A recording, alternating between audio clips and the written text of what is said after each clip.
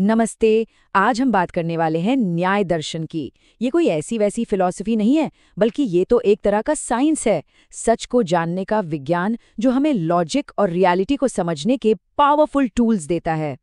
सोचिए, आज का जमाना, fake news, AI generated content, हर तरफ बस इंफॉर्मेशन ओवरलोड।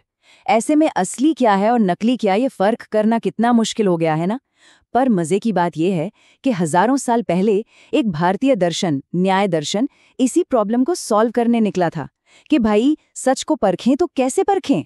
चलिए आज इसी की गहराई में उतरते हैं। तो न्याय दर्शन हमें सच तक पहुंचने के लिए कह सकते हैं कि 4 भरोसेमंद टूल्स देता है। इन्हें कहते हैं प्रमाण। बिल्कुल एक जासूस की टूलकिट की तरह, जिसमें सच्चाई का पता लगाने के लिए 4 बहुत ही खास औजार हैं। अच्छा, तो इस टूलकिट का पहला और सबसे बेसिक टूल है प्रत्यक्ष। इसका सीधा सीधा सा मतलब है डायरेक्ट परसेप्शन, मतलब वो नॉलेज जो हमें सीधे सीधे अपनी सेंसेस से मिलती है, कुछ देखकर, सुनकर या छूकर।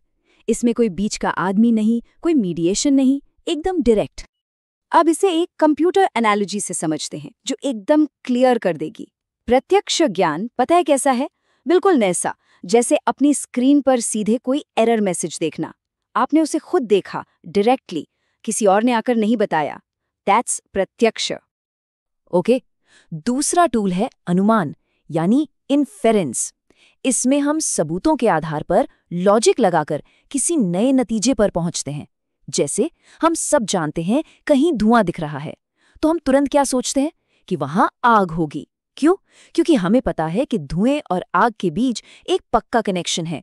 इसी लॉजिकल जंप को अनुमान कहते हैं। और इसकी जो टेक एनालॉजी है वो तो आप लोगों को बहुत पसंद आएगी।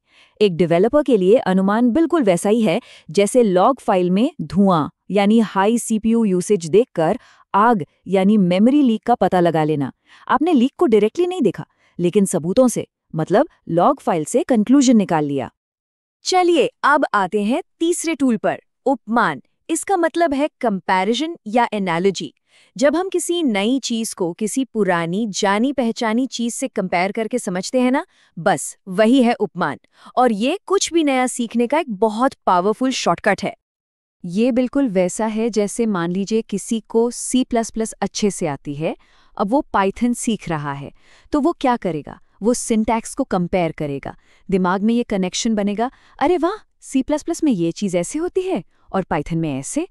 इसी कंपैरिजन से वो पाइथन बहुत तेजी से सीख जाएगा। यही है उपमान।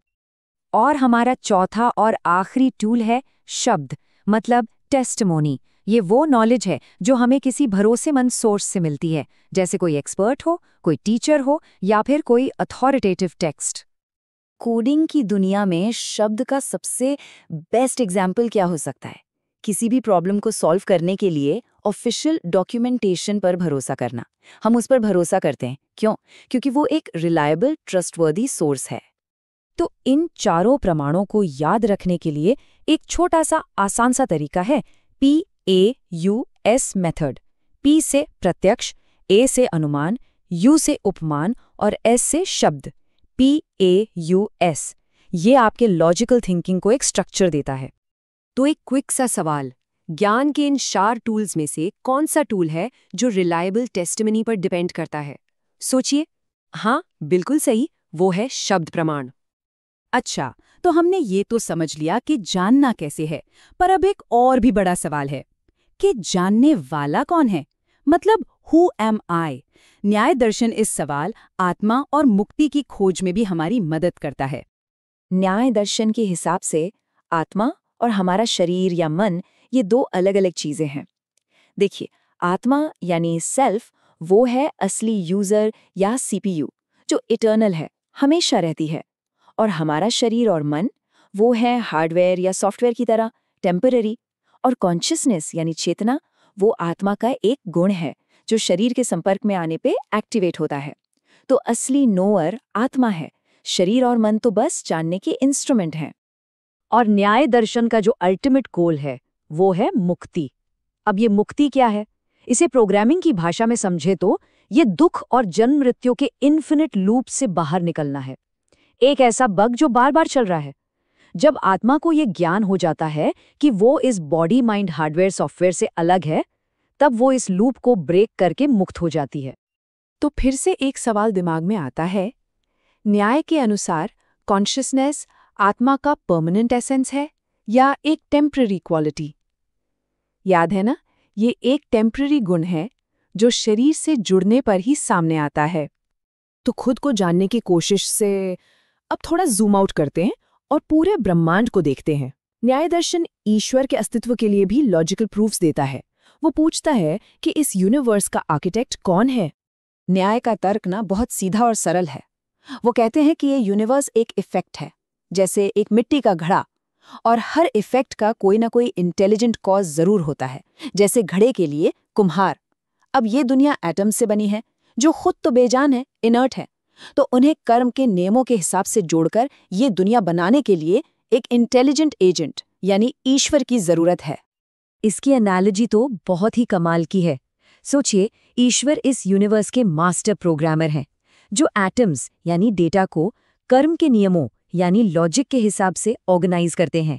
और इसीलिए ईश्वर मटेरियल कॉज नहीं है, मतलब वो खुद मटेरियल नहीं है जिससे दुनिया बनी, वो एफिशिएंट कॉज है, बनाने वाले आर्किटेक्ट।